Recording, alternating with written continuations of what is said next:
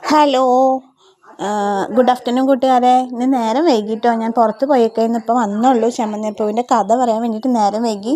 ഞാനിപ്പോൾ വന്നുള്ളൂ. ഇവിടെ ഭയങ്കര കാറ്റും മഴ ഇടിയൊക്കെ. നിങ്ങളുടെ അവിടെയൊക്കെ കാറ്റും മഴയൊക്കെ ഉണ്ടോ? ഇന്നത്തെ ചെമ്പനീർപ്പൂവിൽ സച്ചിയുടെ വീട്ടിൽ പൊട്ടിത്തെറിയാണ് നടക്കുന്നത്. പൊട്ടിത്തെറി, അതായത് ചന്ദ്രമതിക്ക് ദേഷ്യം വന്ന ചന്ദ്രമതിയുടെ പൊട്ടിത്തെറിയാണ് അവിടെ നടന്നുകൊണ്ടിരിക്കുന്നത്. പ്രത്യേകിച്ചൊന്നുമില്ല. സച്ചിനെയും രവീന്ദ്രനെയും കുറ്റപ്പെടുത്തുന്നു ചന്ദ്രമതി. രവീന്ദ്രൻ അവർക്ക് വേണ്ടി സംസാരിക്കുന്നു. ശ്രീകാന്തും വർഷം ഇനി വരുവാണാവോ എന്ന് ചോദിക്കുന്നു. അവർ വരും, വരാതിരിക്കില്ല പറഞ്ഞിട്ട് രവീന്ദ്രൻ ശ്രീകാന്തിനെ വിളിക്കുന്നു. ശ്രീകാന്തിനെ വിളിക്കുന്ന സമയത്ത് ശ്രീകാന്ത് പറയുന്നു, ഇവിടുന്ന് വരാൻ പറ്റില്ല, എൻ്റെ ജീവിതമാണ് ഇപ്പോൾ എല്ലാവരും കാരണം പോയേക്കണം എന്നൊക്കെ പറഞ്ഞ് ശ്രീകാന്ത് വിഷമത്തോടുകൂടി ഫോൺ വെക്കുകയാണ്. അങ്ങനത്തെ ആ സച്ചിനെ രേവതിനെ സംബന്ധിച്ചിട്ടുള്ള ചർച്ചകൾ. ഇതിൻ്റെ ഇടയിൽ സച്ചി രേവതിയും കൂടിയിട്ട് റെസ്റ്റോറൻറ്റിന് മുമ്പിൽ വണ്ടി നിർത്തിയേക്കണോ.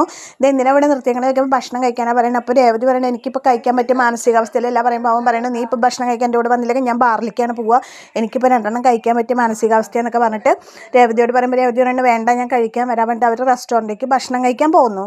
അങ്ങനെ ആകെ ബഹളത്തിൻ്റെ ബഹളമാണ് ഇന്ന്. ഇന്നലത്തെ എപ്പിസോഡിൻ്റെ ബാക്കിയുള്ള പൊട്ടിത്തെറികളാണ് ഇന്നെങ്കിൽ.